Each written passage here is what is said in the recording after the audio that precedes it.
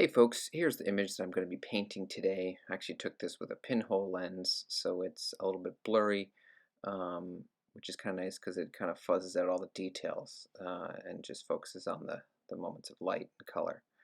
Um, you'll be able to see the image in the bottom right-hand corner of your screen, and as you can see here, I'm diving right in with this is actually a dark, kind of like a dark green gray um, that I'm using to draw on the surface with, but also start to lay in some of those big blocks of value.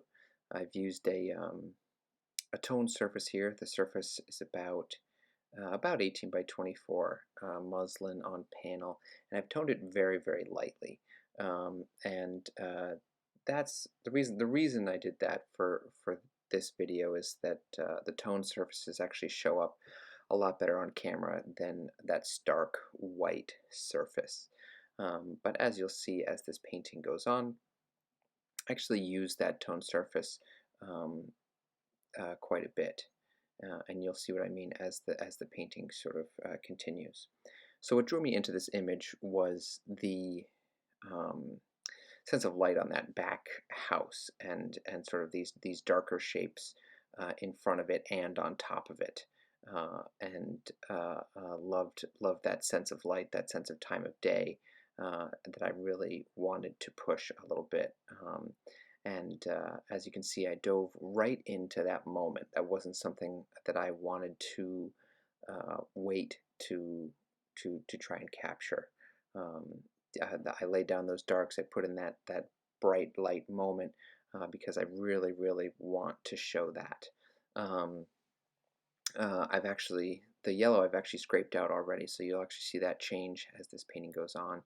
Um, and as you can see here, I laid in that ground um, that was far far too white, looked kind of like snow, and you could see me scrape it out there, um, which I think is important to note that you know you lay these moments down, you commit to them. It's a really big area, and you know if it's not right, recognize it as quickly as you can and change it. It actually led to a lot of things, a lot of good things in the painting that I hadn't anticipated.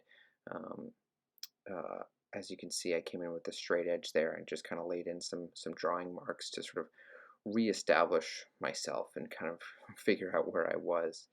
One of the things that that light ground did was it really kind of subdued that light moment on the house. So I kind of went back in there with a very even brighter, even sort of more saturated green yellow back there to hopefully make that glow a little bit. And I think that helped make make it shine, I think.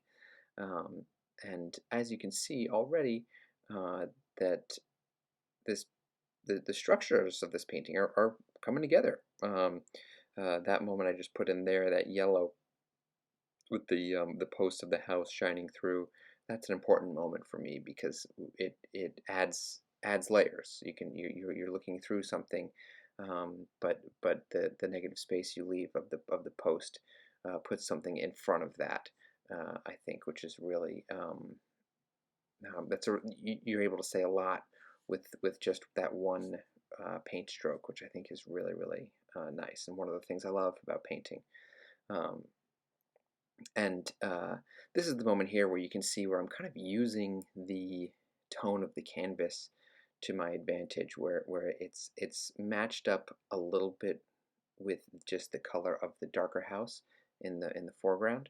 And so I haven't really needed to address that too much. As you can see, I put some drawing lines in there, some structural lines in there, some perspective lines in there, just to sort of make sure that was all what I wanted.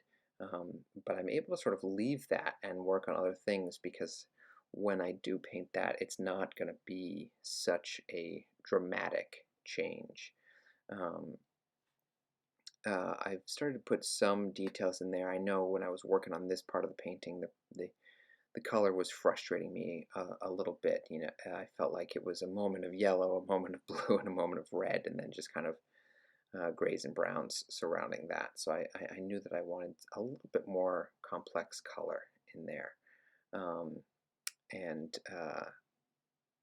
um, despite having that ground, really be able to help me see the work. Um, I did want to go in and paint that before waiting too long, and I love these sort of detailed moments in shadow where um, something is a dark value, but then there's an even darker value within that. I love sort of finding details and colors within those shadowy moments.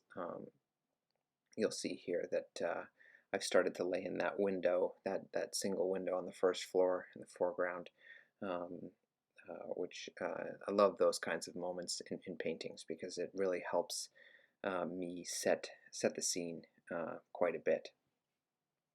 Um, and also, it really did help me play with the color a little bit more in this painting. Obviously, this isn't a bright and fun and exciting color, but playing with warms and cools within this shadow was a big part of this painting for me, and something I think that really helped uh, bring in just more of the color wheel and more interesting colors.